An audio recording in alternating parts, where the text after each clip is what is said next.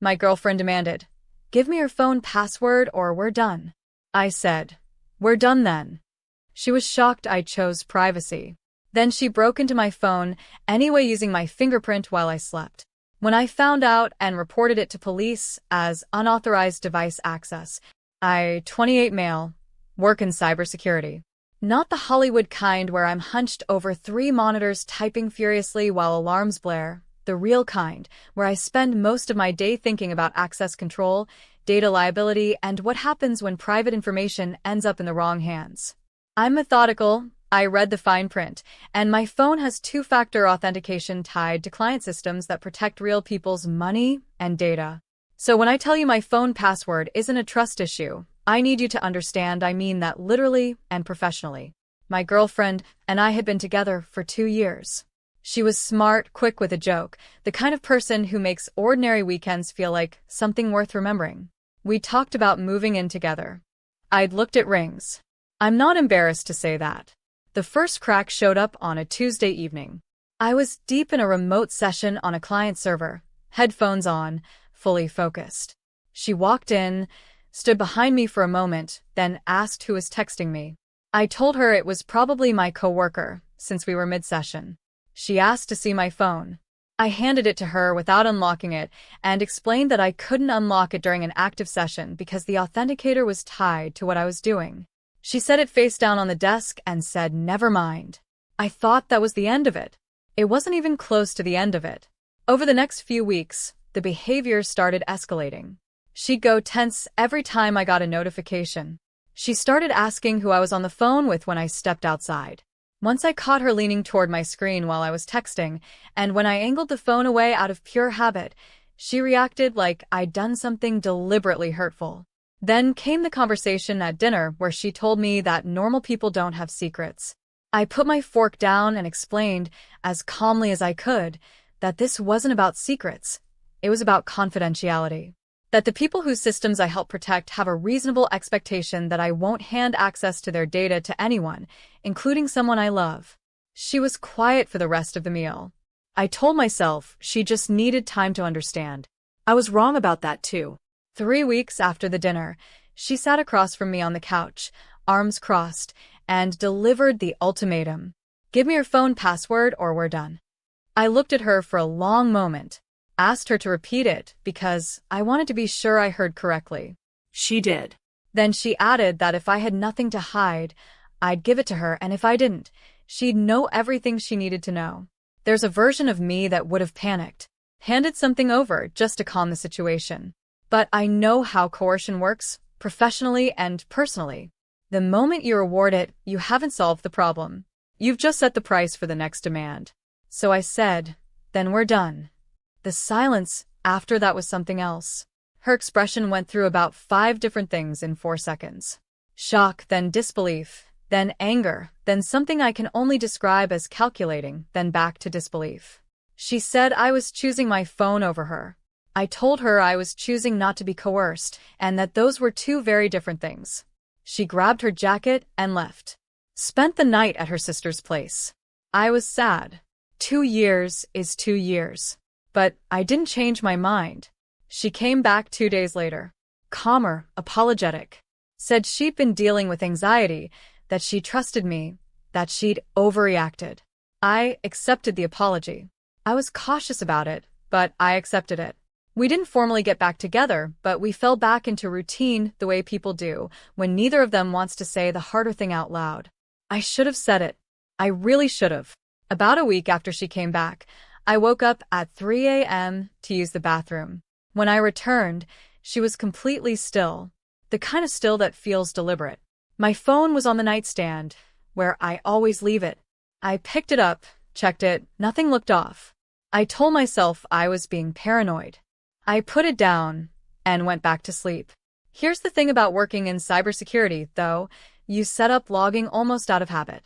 On my phone, I had a biometric access log running, something I'd configured for work compliance reasons. It keeps a time-stamped record every time the fingerprint sensor is used to unlock the device. 2 days after that night, I was reviewing some access records for a work thing, and I noticed something. A login notification in my personal email, timestamped 3:11 a.m. 2 nights earlier, originating from my own phone. I went to the biometric log. 3:09 a.m. fingerprint unlock. I had been in the bathroom at 3:09 a.m. She had waited until I was asleep. Then she pressed my hand to the sensor, unlocked my phone with my own fingerprint while I was unconscious, and went through my email for just under 4 minutes. I put the phone down and sat there for a while. Then I started documenting. I backed up the biometric log to my secure cloud storage. I screenshot the email access notification with the timestamp. I pulled the phone's full access history for the past week and saved all of it. Then I called my attorney. I already know what some of you are thinking. Why involve a lawyer over a relationship issue? So let me be direct about this. In my state, accessing someone's electronic device without authorization is a criminal offense. It doesn't matter if you're in a relationship. It doesn't matter if you're in love. Using someone's biometric data while they're unconscious to access their private accounts falls under unauthorized computer access statutes. It can also implicate the Federal Computer Fraud and Abuse Act depending on what accounts were accessed and what's in them. My attorney confirmed this within 20 minutes of my call and told me to file a police report and preserve everything. So that's what I did. I filed the report on a Thursday morning, brought the biometric log, the email access notification, and a written timeline. The officer was thorough. He explained that these cases move slowly and that an immediate arrest wasn't likely, but that it would be documented and on record. That was enough for me at that point. Then I went home and had the conversation. "I know what you did," I said. No raised voice. No dramatics. Just that sentence. She went still, asked what I was talking about. I walked her through it. The 3:09 a.m. biometric unlock. The 4 minutes in my email. The timestamps. All of it. Something moved behind her eyes, and then she pivoted instantly. Said she'd been worried about me. Thought something was wrong. That I'd been distant. I asked her why she'd been worried about me. At 3 a.m. while I was asleep. She said she'd panicked. I told her that what she'd done was a crime. The word landed hard. She blinked, and then her whole posture changed. A crime? Are you being serious right now? I looked at your email because I was scared. We're in a relationship. Being in a relationship doesn't override the law, I said. I filed a police report this morning. And that's when everything shifted. The defensiveness dropped. She sat down, put her head in her hands, and when she looked up her eyes were wet. Told me she was sorry, that she'd panicked, that she thought I was talking to someone else, and she'd been terrified of losing me. Then in the same breath, genuinely within 90 seconds of the tearful apology, she told me to drop the report. I said that's not how it works. Then she told me that if I didn't drop it, she'd tell everyone, my friends, my family, that I'd been controlling and paranoid and had gone through her phone. That she'd post about it. That she'd make my life very difficult. I told her to get out of my apartment. She left. But she did not go quietly. Within 48 hours, she'd texted my 2 closest friends claiming I'd been emotionally abusive for months. She got my mother's number somehow and called her with a tearful story about how I'd snapped and threatened her. She posted something on social media, vague but pointed, the kind of thing designed to get sympathy without being specific enough to be refuted, about trusting someone who turns out to be a stranger. It got over 200 comments within an hour. My mother called me immediately. I explained what had actually happened. She asked if I had proof. I said yes. She said handle it and hung up. My mother is not a warm woman, but she is a logical one, and I appreciated that more than I can explain. My friends were a little trickier. One of them texted me asking what was going on because she told him I'd gone through her phone and called her crazy. I sent him the biometric log screenshot and the email notification timestamp. No explanation, no editorializing, just the raw data. He responded with, "Oh. Then, is she okay? Like mentally?" That was the last time he defended her position. But she kept going. She showed up at my workplace. Didn't come inside. She's not completely without self-awareness, but she stood in the parking lot and called me back to back until I came out. I kept 10 feet between us. She told me her brother was a lawyer and that I had no case, that shared access was implied in long-term relationships. I told her that is not how the CFA works, and that if her brother actually said that he wasn't a very good lawyer, she said she would make my life miserable. I told her the conversation was over and walked back inside. The moment I sat down, I wrote a detailed account of the interaction, time, location, what was said, and emailed it to myself and my attorney. My attorney responded within the hour, said that if this contact continued, we could look at a harassment order, and she flagged the workplace visit as significant for our documentation. The brother actually called me directly. Professional sounding, measured. Tried to reframe the whole thing as an emotional mistake in a domestic context that didn't warrant legal action. Said it would harm both parties. I asked him if his sister wanted to keep discussing it in front of a judge. He paused and then tried a different angle, said she'd delete the post, reach out to my friends and clarify, keep everything quiet. I told him to contact my attorney and gave him her information. He went quiet and hung up. She made 3 more moves after that.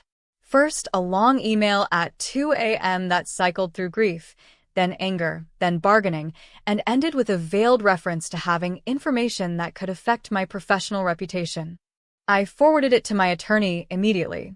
She flagged it as a potential extortion attempt, depending on what that information was supposed to be, and we added it to the file. Second, she contacted my employer's HR department. Told them I had a pattern of surveillance behavior at home that made her concerned I might be doing the same at work. HR called me in. I brought my documentation. The meeting lasted 20 minutes. They thanked me, and their legal team sent her a cease and desist letter. Third, she showed up at a bar where she knew my friends would be, completely by coincidence, and made a scene that was just loud enough to be noticed. Tearful, voice raised slightly, the whole performance. My friend, the one I'd sent the biometric screenshot to, recorded it. Not to be cruel, just because he'd developed good instincts about this situation by that point. That recording ended up in our evidence package. About 6 weeks after I filed the police report, the DA's office reached out to her as part of their review. A detective took her account. I wasn't there, obviously, but my attorney kept me informed on the procedural side. What I was told later is that she claimed I had given her permission to access my phone and that the biometric log was something I had manipulated. The detective apparently asked her to explain, technically, how one manipulates a hardware-level biometric access log on a modern smartphone. She could not explain that. Reportedly, the DA ultimately declined to pursue criminal charges. I want to be straightforward about that because this isn't a story where someone goes to prison. What happened instead was that the case remained open on record, permanently documented, and my attorney filed a civil claim covering emotional distress, the workplace harassment, the HR incident, and the defamatory statements made to my friends and family. Civil cases operate on a balance of evidence standard rather than beyond reasonable doubt. We had months of her own documented behavior to work with. Her real estate attorney brother was not handling the civil case. She hired actual civil litigation counsel. That attorney read the evidence file and within 3 weeks came back with a settlement offer. The amount covered my legal fees plus additional damages. More importantly, and this was my attorney's idea, the agreement required her to retract the statements made to my employer, issue a written apology to be shared with the friends and family members she'd contacted, remove all social media content related to me, and sign a document acknowledging in legally binding language that she had accessed my device without my consent. I could have pushed harder on the money, probably, but that acknowledgement mattered more to me than any dollar amount. She had spent months building a version of events where she was the wronged party and I was the paranoid, controlling villain. I wanted a document, signed by her, that said she had been wrong. She signed it. I sat in my apartment the day my attorney sent me the executed agreement, and I was quiet for a long time. I thought about the ring I'd half-planned, the apartment we talked about sharing, the version of the future I'd been building in my head without realizing how shaky the foundation was. I don't think she was incapable of love. I think she genuinely could not distinguish between love and control. She decided that access meant intimacy, that knowing everything about someone was the same as being close to them. And when I refused to give her that access, she didn't hear a professional explaining his legal obligations. She heard someone telling her she didn't matter enough to be trusted. And everything she did after that, every threat, every smear, every parking lot confrontation, came from that misread. That doesn't make any of it okay. But it explains the shape of it. Entitled people don't see themselves as entitled. They see themselves as finally getting what they deserve after being unreasonably denied it. Every manipulation felt, to her, like a justified response to an unjust situation. The coercion, the break-in, the smear campaign, in her version of the story, she was fighting for honesty. The biometric log disagreed. If you're reading this and you're in something similar, here's what I actually want you to hear. Document everything, not because you're paranoid, but because people operating in bad faith are counting on you not to. Privacy is not evidence of wrongdoing. It is a basic right that does not disappear because you're in a relationship. And coercion escalates when it stops working, so don't be surprised when the person who started with an ultimatum ends up at your workplace, in your HR department, in your friends' DMs. That escalation is not a sign that you were wrong to hold your line. It's a sign that the line was the right call. My phone is locked. It's staying locked. And if that's ever again the reason someone ends things with me, then fine. We're done. If you made it to the end of this whole thing and felt your blood pressure rise at least twice, do yourself a favor and subscribe. Clearly you have excellent taste in knowing when not to hand over your password.